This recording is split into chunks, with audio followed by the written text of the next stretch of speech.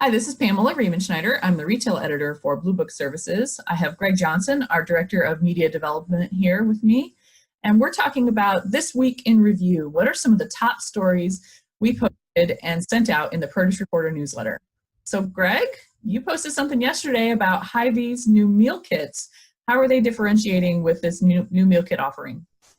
Yeah, Hy-Vee's new meal kit incorporates 6 Weight Watchers recipes, and it includes the number of points on the meal kit, and it's a bag, and it just looks so accessible.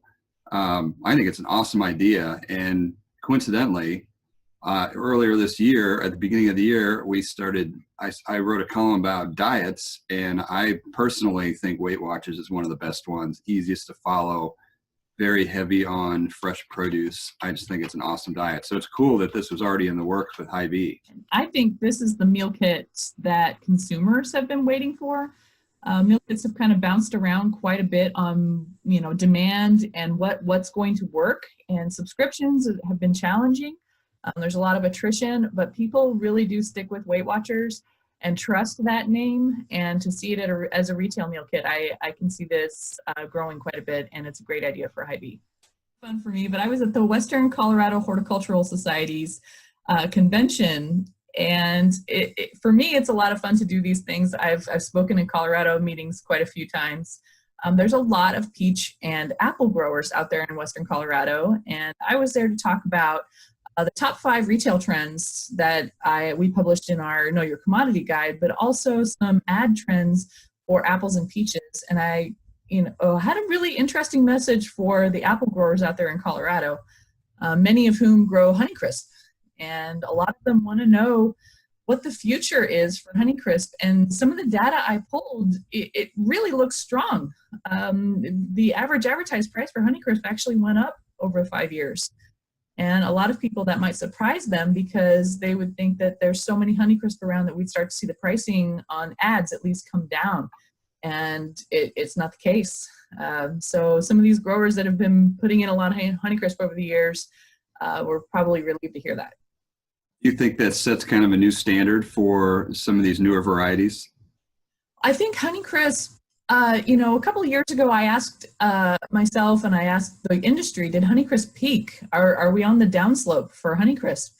And it just doesn't seem like that's happening. It seems like every new apple that comes to market has, consumers and retailers are asking, is this as good as Honeycrisp, and is this going to sell as well as Honeycrisp? And for a lot of them, it might not be the case. Honeycrisp has really gotten a hold of the consumer, and almost any consumer I talk to about apples knows about the Honeycrisp, and there's no other new apple that is like that. Yeah, definitely. And for retailers who are looking at, what are they going to make the most money on? What are they going to have the most demand on? They can try a new apple, and it's certainly a great idea and a way to differentiate, but they're definitely going to save a whole lot of space for Honeycrisp. Well, and Greg, you had some thoughts about something that's trending on the internet right now, that Gillette ad, and how that translates into produce, and what brands should do when they're thinking about hooking their name to some kind of controversial subject like this. What do you think? I think it's a terrible idea for a produce brand to associate with anything politically. Really, I think it's a bad idea for any brand. There's a difference between associating with something political and possibly charged, and associating with something like a cause. There are many causes in the produce industry that are great to be associated with, whether it's food waste or environmental protection or something like that, something that's more neutral. Just go through a few bullet points on, what are good ideas to think about if produce brands want to associate with a brand. For example, something politically charged like either political party, terrible idea. But something that's more neutral, like a Make Broccoli Great Again, that is something that you should get behind. This is a winner. Well, and our mutual friend Alfonso over at Albertsons has his own hashtag Make Produce Great Again.